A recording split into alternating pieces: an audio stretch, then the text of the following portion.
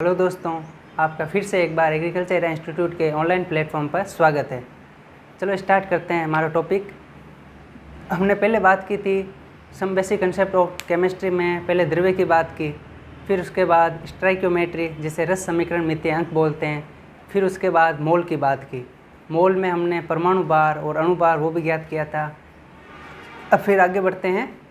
हमने पहले द्रव्य की बात की तो उसका क्लासिफिकेशन देखा था। द्रव्य बोले तो मैटर। हमने इसके फिजिकल की बात की थी, फिजिकल क्लासिफिकेशन।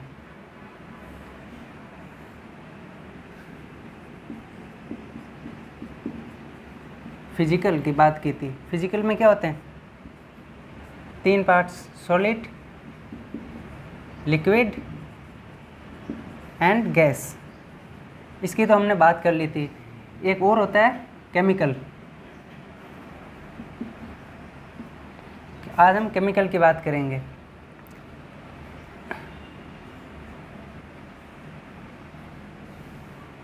मैटर होता है जो फिजिकल एंड केमिकल 2 पार्ट्स में होते हैं, जिसमें हमने फिजिकल की बात की थी, सॉलिड, लिक्विड एंड गैस। आज हम केमिकल की बात करेंगे।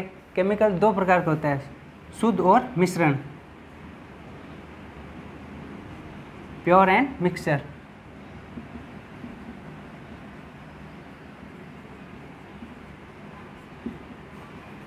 शुद्ध और मिश्रण।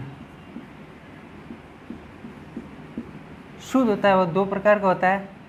एक तो होता है एलिमेंट एंड कंपाउंड, बोले तो तत्व और यौगिक। तत्व को एलिमेंट और यौगिक को कंपाउंड बोलते हैं। मिक्सचर, मिश्रण 2 प्रकार का होता है, समांगी और विषमांगी।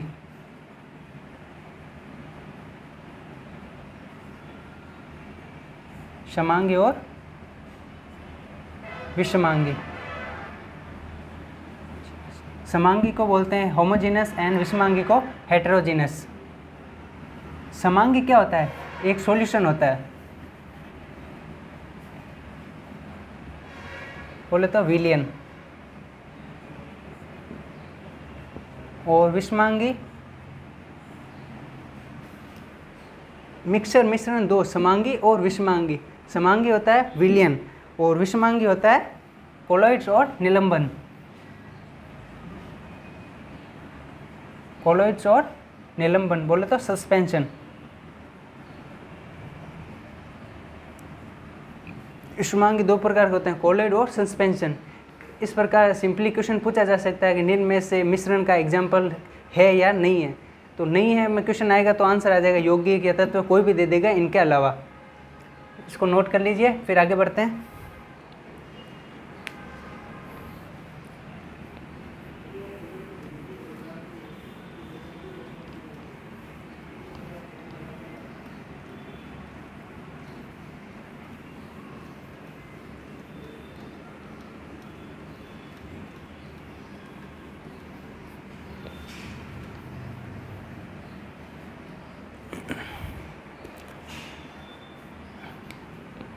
आगे हम मात्रक और या इकाई,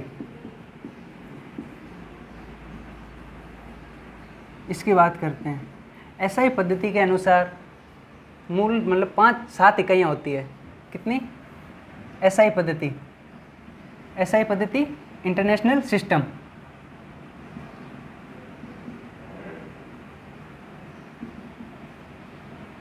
इंटरनेशनल सिस्टम अंतर्राष्ट्रीय पद्धति। इसके अनुसार कितने मात्रक इकाइयाँ होती है? 7 इकाइयाँ होती है। ये ध्यान में होनी चाहिए। कौन कौन सी होती है?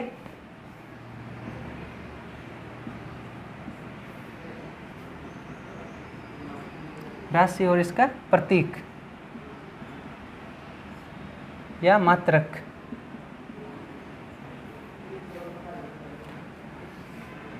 पहली हो गई लंबाई, दूसरी द्रव्यमान,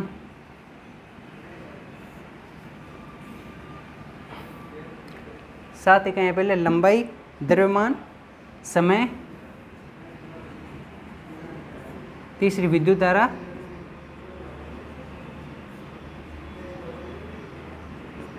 फिर पदार्थ की मात्रा,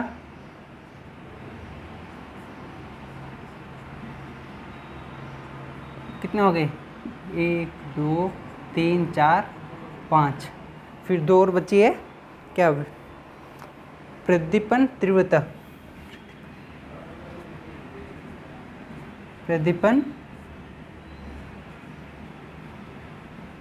प्रदीपन तीव्रता 6, और लास्ट 7 होगा उष्मागतिक ताप।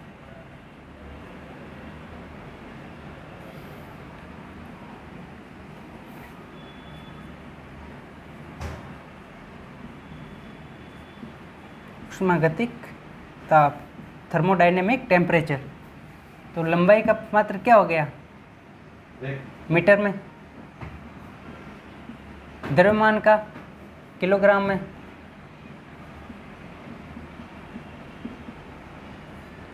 समय का सेकंड में, विद्युत धारा का एम्पियर में,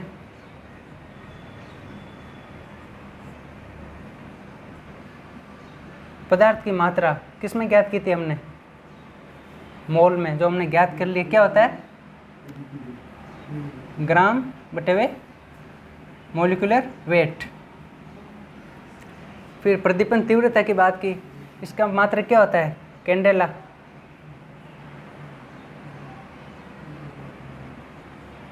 CD। और लास्ट में उष्मागतिक ताप, ताप केल्विन।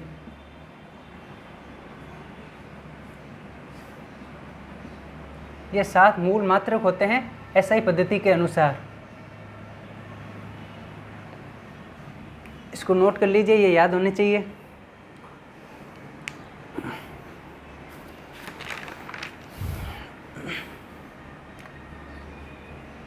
कर लिया नोट।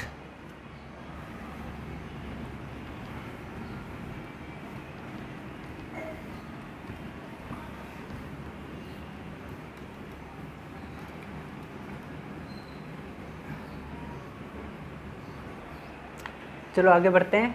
आज का मेन टॉपिक शुरू होता है रासायनिक संयोजन के नियम।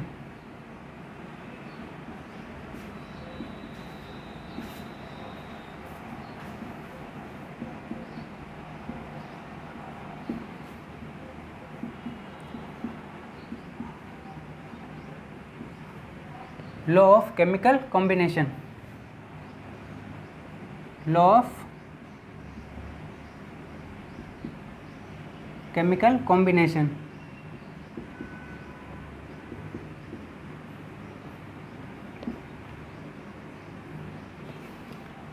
रासायनिक संयोजन के 5 नियम हैं, जिसमें पहला नियम आता है द्रव्यमान संरक्षण का नियम।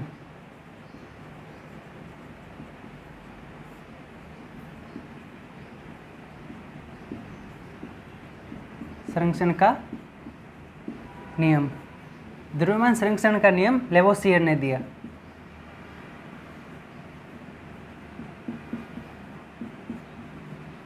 लेवोसियर ने दिया, और कभी कभी लावेसियर भी लिखा हुआ आ सकता है।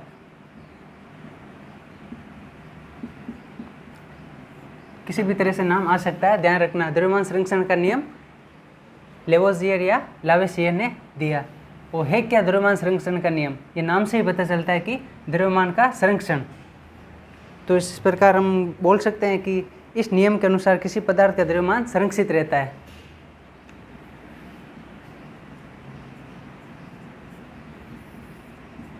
इस नियम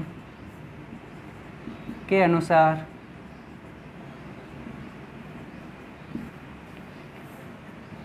किसी पदार्थ का द्रव्यमान संरक्षित रहता है।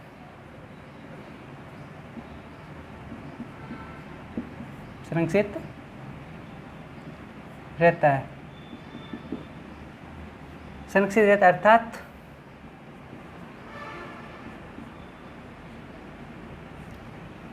जो पदार्थ का द्रव्यमान है उसको न तो उत्पन्न किया जा सकता है,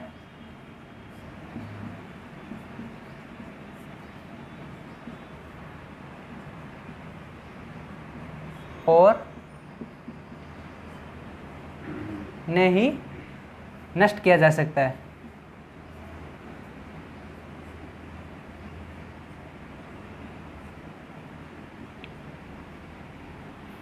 नहीं नष्ट किया जा सकता है।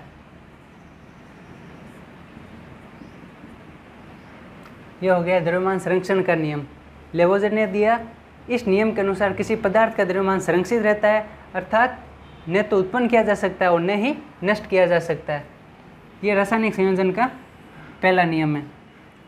फिर आगे आएगा स्थिर अनुपात का नियम।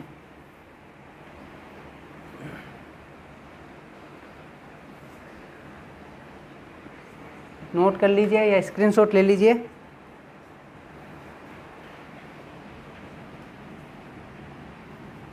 जैसे एग्जाम्पल के तौर पर समझते हैं, CaCO3 is equal to CaO plus CO2। यह कोई रासायनिक अभिक्रिया है जिसमें CaCO3 की मात्रा 5 ग्राम दे रखी है, CO की मात्रा 3 ग्राम दे रखी है। तो मैं इसमें से क्वेश्चन कैसे पूछेगा कि निष्कासित CO2 की मात्रा क्या होगी।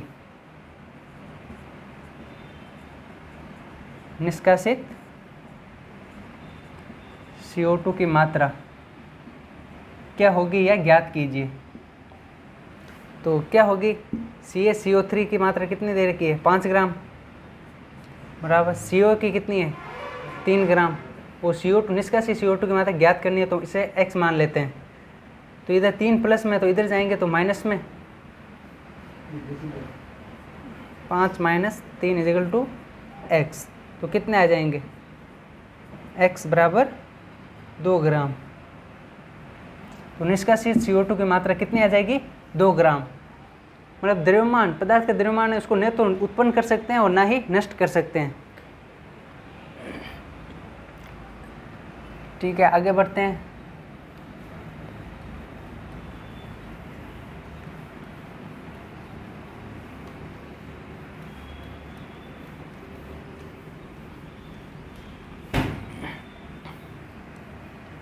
अगला है स्थिर अनुपात का नियम। किसने दिया, प्राउस्ट ने दिया।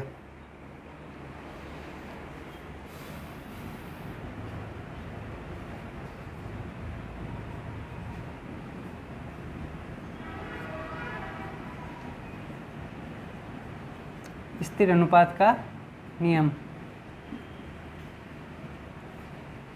स्थिर अनुपात का नियम किसने दिया,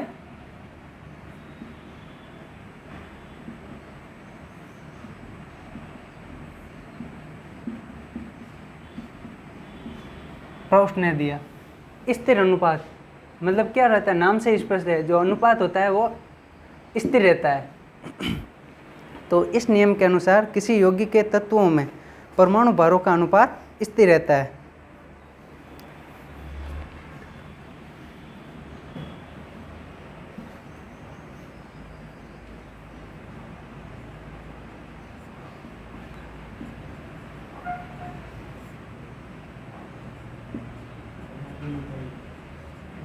इस नियम के अनुसार, हम स्थिर अनुपात नियम की बात कर रहे हैं। इस नियम के अनुसार किसी यौगिक के तत्वों में, किसी यौगिक के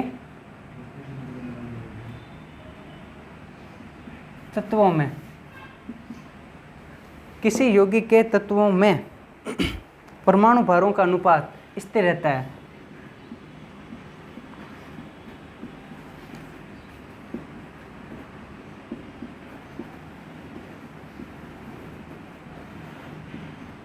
तो परमाणु भारों का अनुपात क्या रहता है, स्थिर रहता है।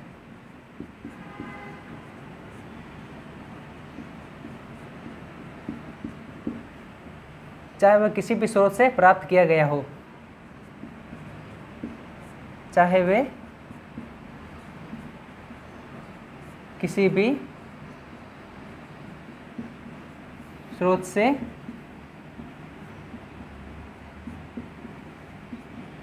प्राप्त किया गया हो।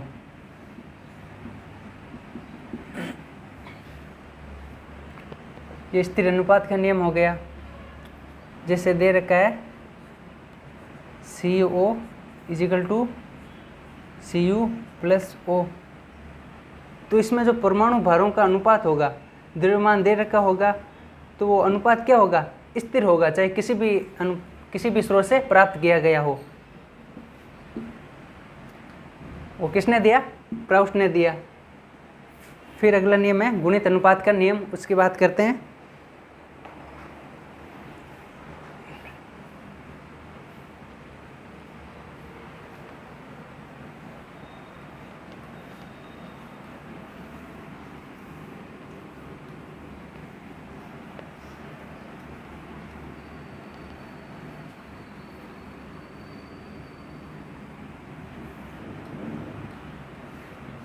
वो रासायनिक संयोजन के दो नियम हो गए, द्रव्यमान संरक्षण का नियम, स्थिर अनुपात का नियम।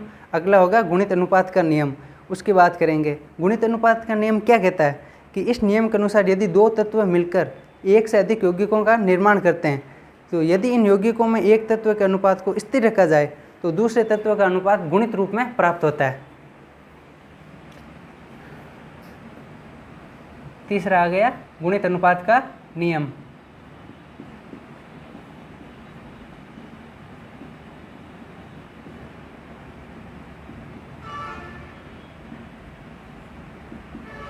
गुणित अनुपात का नियम किसने दिया, डाल्टन ने।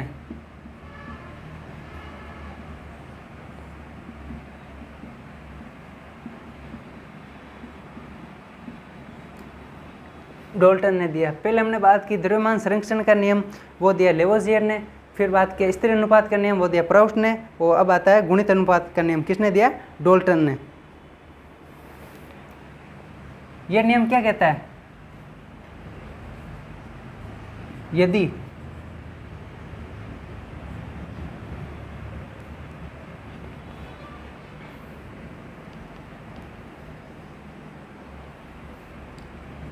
इस नियम के अनुसार यदि दो तत्व मिलकर एक से अधिक यौगिकों का निर्माण करते हैं,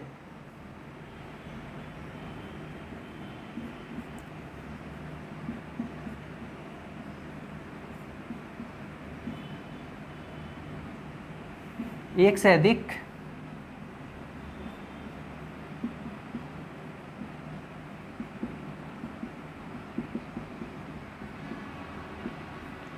यौगिकों का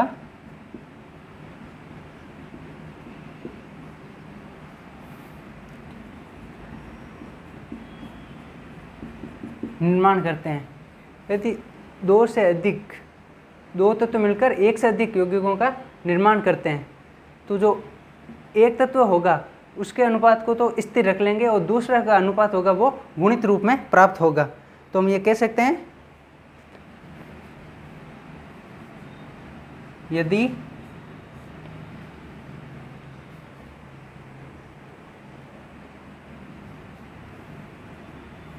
इन यौगिकों में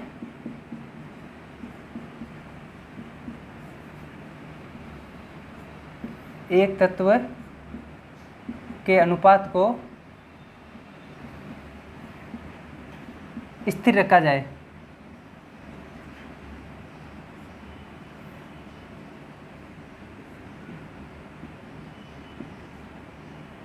तो दूसरे तत्व का अनुपात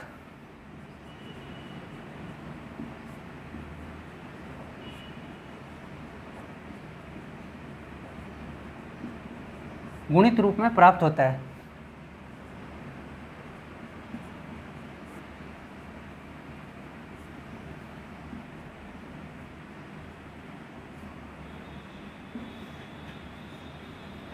गुणित रूप में प्राप्त होता है। ये स्थिर अनुपात का नियम, इसको एग्जाम्पल के तौर पर समझते हैं कि पहले ये नियम क्या कहता है, ये सुनो कि दो तत्व मिलकर एक से अधिक यौगिकों का निर्माण करते हैं। कोई दो तत्व मिल गए, वो एक से अधिक यौगिकों का निर्माण करते हैं। वो यदि इन यौगिकों के एक तत्व के अनुपात को स्थिर रखा जाए तो दूसरे तत्व का अनुपात गुणित रूप में प्राप्त होता है। जैसे दो तत्व N और O हो गए, तो ये N2O यौगिक बना लेते हैं, NO यौगिक बना लेते हैं, N2O3 बना लेते हैं, NO2, N2O5। तो इसमें जो इसका द्रव्यमान निकलेगा उसको एक तत्व का तो अनुपात को स्थिर रख लेंगे तो दूसरे का गुणित रूप में प्राप्त होगा। तो नाइट्रोजन का कितना होता है 7, 14 और 2 का कितना होगा 28।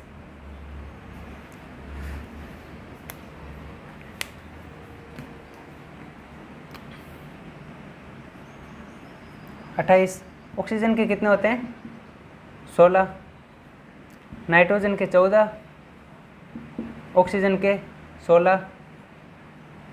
नाइट्रोजन का 14 होता है एक का, तो 2 के कितने होंगे 28। एक ऑक्सीजन के 16, तो 3 के कितने होंगे 48। नाइट्रोजन के 14, ऑक्सीजन के कितने होंगे एक के 16, तो 2 के 32। एक नाइट्रोजन के 14, तो 2 के 28। और ऑक्सीजन का एक का कितना है 16, तो 5 के कितने होंगे 80। तो इसमें चाहे किसी के भी रखो, एक के तत्व के अनुपात को स्थिर रखना है। तो पहले वाले के रख के देखते हैं। इसका हो जाएगा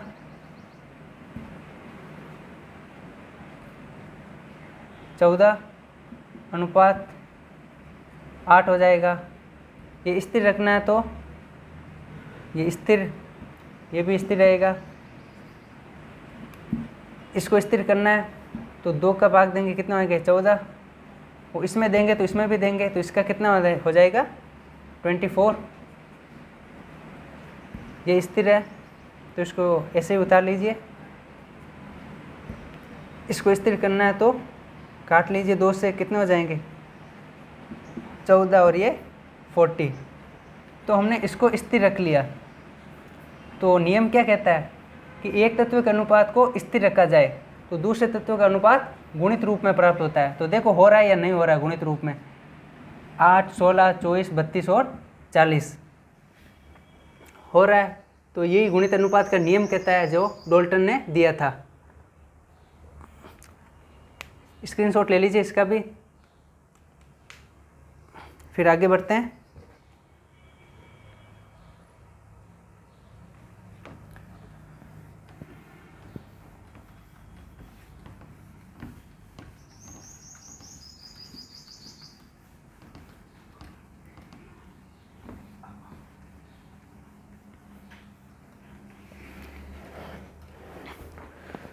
फिर अगला नियम आता है व्युत्क्रम अनुपात का नियम।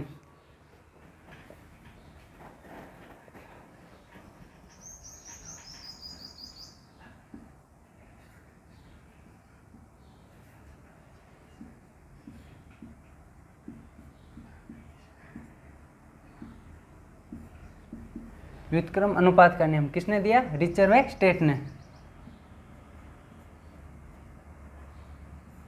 रिचर व स्टेट ने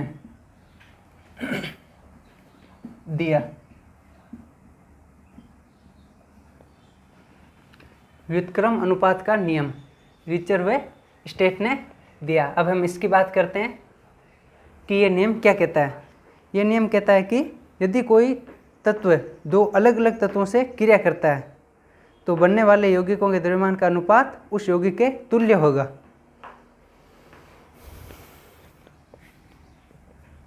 तो ये नियम क्या कहता है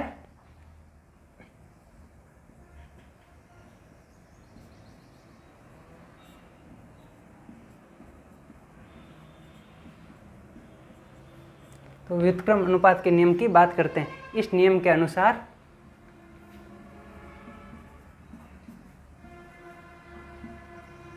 यदि कोई तत्व दो अलग अलग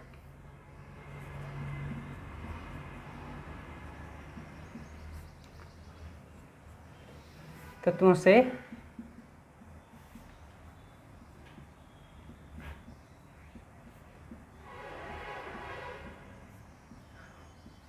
क्रिया करता है।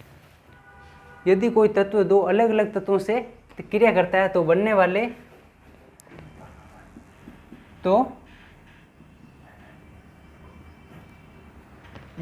यौगिकों का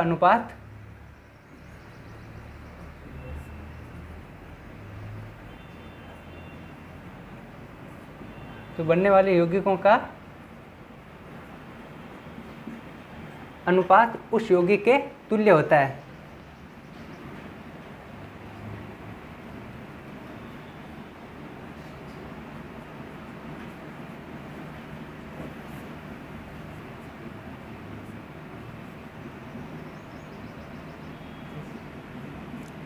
उस यौगिक के तुल्य होता है। ये हो गया व्युत्क्रम अनुपात का नियम जो रिचर्वे स्टेट ने दिया। इस नियम में क्या कहते हैं कि दो अलग अलग तत्वों से क्रिया करता है। यदि कोई तत्व है, जैसे माना कि XS ये कोई तत्व है जो दो अलग अलग तत्वों से क्रिया करता है। जैसे इसने पहले S सल्फर से कर ली और इसने ऑक्सीजन से क्रिया कर ली, तो प्रोडक्ट क्या बनेगा, HS से H2S बन गया और HO से क्या बन गया, जल बन गया H2O। तो इन यौगिकों का जो अनुपात होगा उस यौगिक के तुल्य होगा। देखते हैं, हाइड्रोजन का एक का क्या होगा, एक तो दो के दो अनुपात, सल्फर के कितने हो गए 22 32, और जल के कितने हो गए, हाइड्रोजन का एक तो दो हाइड्रोजन के दो अनुपात ऑक्सीजन के कितने हो गए 16, एक 16 एक ये 8, तो 1:16 1:8। ये दो आपस में क्रिया करके एक तीसरा यौगिक बनाते हैं। ये हाइड्रोजन एक एक प्राप्त हो गया, फिर क्या हो गया H S और O, तो इससे यौगिक क्या बनेगा SO2। तो SO2 का देखते हैं, सल्फर का कितना हो गया 22 32 और ऑक्सीजन का 16, 2 का कितना हो जाएगा 32, तो कितना होगा 1:1।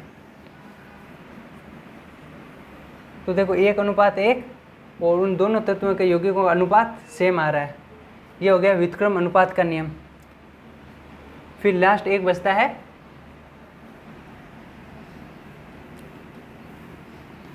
रासायनिक संयोजन के 5 नियम हैं, जिसमें से हमने 4 कर लिए। फिर अगले नियम की बात करते हैं, सरल अनुपात का नियम, जो किसने दिया था, गै-लुसाक ने।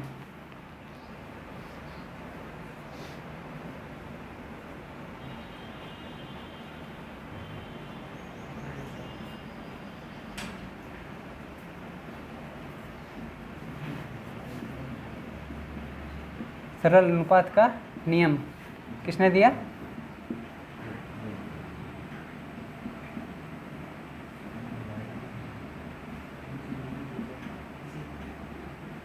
गै-लुसाक ने दिया। ये नियम क्या कहता है, इस नियम के अनुसार जो गैसों के मध्य होने वाली क्रियाएं होती है,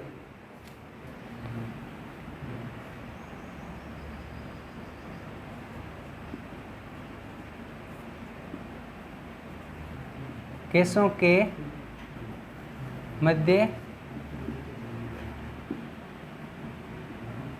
होने वाली क्रियाएं सदैव सरल अनुपात में प्राप्त होती है।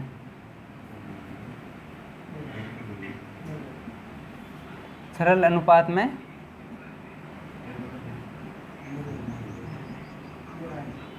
प्राप्त होती है। उस बिल्कुल ही छोटा सा नियम है, जैसे कि कोई दे रखा है, रिएक्शन दे रखी है H2 + Cl2 =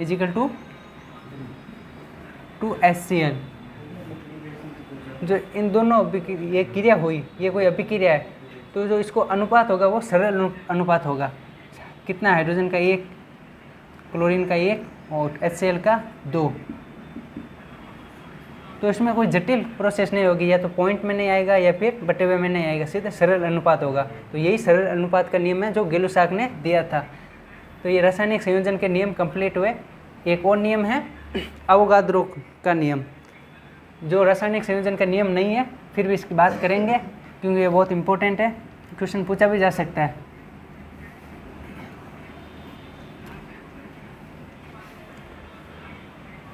किसकी बात करेंगे? अवोगाद्रो का नियम। हमने बताया था कि अवोगाद्रो का मान क्या होता है, 1 मोल के बराबर।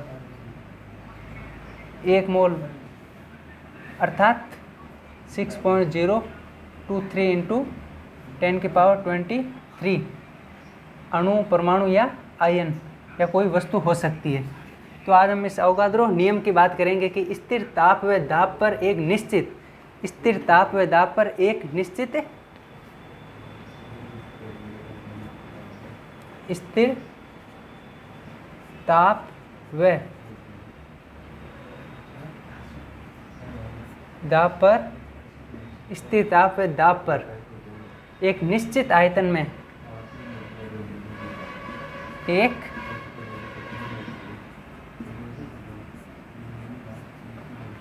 निश्चित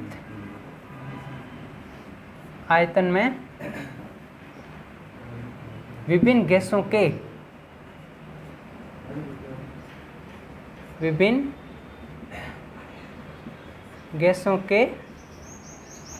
अणुओं की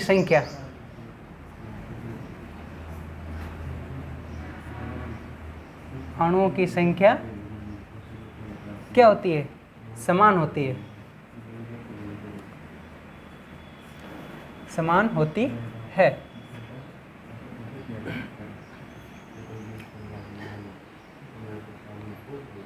ठीक है।